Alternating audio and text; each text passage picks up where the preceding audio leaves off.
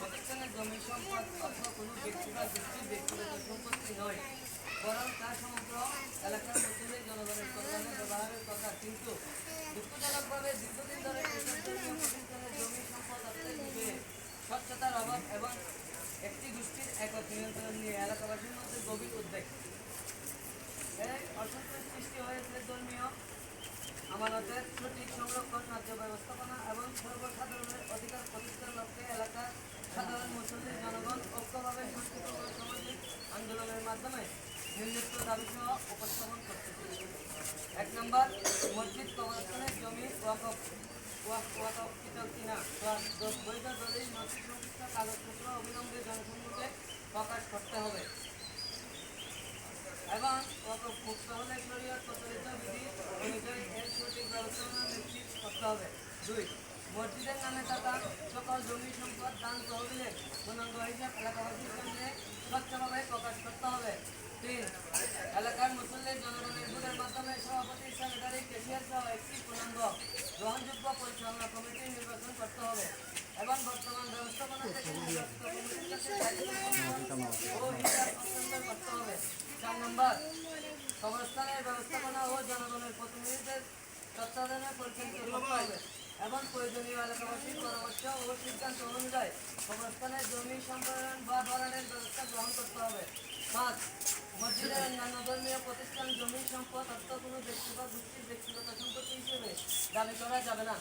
6 নম্বর, এলাকার ফুরকানিয়া মাদ্রাসা দীর্ঘদিন অবহেলিত থাকার কারণে প্রাথমিক ধর্মীয় ও নৈতিক শিক্ষা ব্যবস্থা ব্যাহত হচ্ছে। তাই প্রতিষ্ঠান সংস্কারের জন্য প্রয়োজনীয় জায়গা বরাদ্দ দিতে হবে এবং এই কাজে কোনো বাধা দেওয়া যাবে না।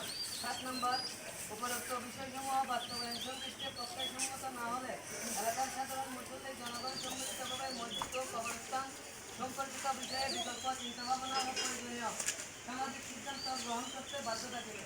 এই বিষয়ে আমরা সমাজ রাষ্ট্র দায়িত্বশীল জনপ্রতিনিধির যথাযথ হস্তক্ষেপ কামনা করছি। এলাকার দীর্ঘদিন বিরোধ, ন্যায়সঙ্গত শান্তিপূর্ণ সমাধান এবং সামাজিক সম্পত্তি বজায় রাখার জন্য সকলের সহযোগিতা একান্ত প্রত্যাশা করছি। এবং আমি ছোটোবেলা থেকে এই এলাকায় আমার জন্ম, আমি এই এলাকার জন্মের পর থেকে দেখতেছি মসজিদ, কবরস্থান, ফুরকানিয়া এইভাবে আছে। কিন্তু আমরা যখন ছোটো ছিলাম তখন ফুরকানিয়া একটা ইটের বাঁধা ছিল। যখন বাঁধা ছিল তখন আমরা ফুরকানিয়া লেখাপড়া করতাম। প্রতি সপ্তাহে 1 পোয়া করে চাউল নিত। প্রতি বছরে আমরা এই এলাকার মানুষ তারাবির টাকা বলেন, জাকাতের টাকা বলেন, প্রতি বছরে আমাদের থেকে ফুরকানিয়া থানা বলেন নিয়েছিল। বর্তমান 2024 সালেও নিচ্ছে, স্টেটমেন্ট আছে। আপনাদের যদি স্টেটমেন্ট দেখা লাগে তাহলে আমরা দেখাতে বাধ্য থাকিব।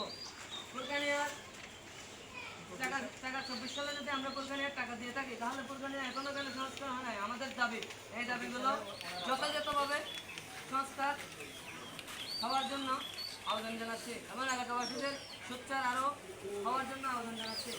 আমার বক্তব্য এখানে শেষ করছি। আসসালামু আলাইকুম। আমি আমার চাচা এবং এলাকার মুরব্বী ওনার থেকেও জানতে পারেন। আসসালামু আলাইকুম।